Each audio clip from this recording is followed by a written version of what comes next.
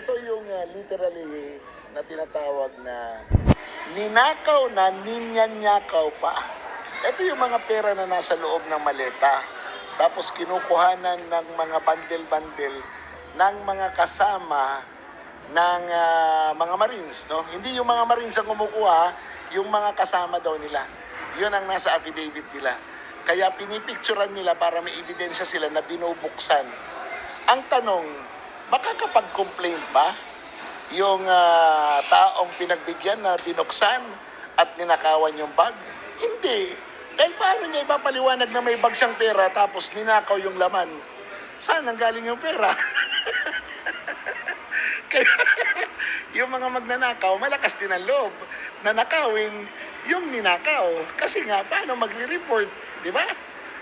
Paano ipapaliwanag na mayroong isang malitang pera tapos kinuhanan ng mga bandel-bandel sa loob?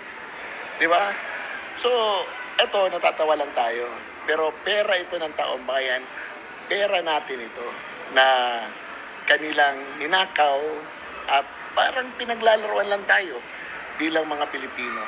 Alam nyo, sa totoo lang, lahat ng ginagawa nila ngayon para tabunan ng issue ito, hindi magtatagumpay. Dahil ang mga Pilipino nag-aabang sa totoong kwento. Ito ang totoong kwento. Ninakaw na pera, ninanakaw pa. Dahil alam na mga nagnakaw na hindi makakapag-file ng kaso at makakapag-report yung mga taong nagnakaw na ninanakawan nila.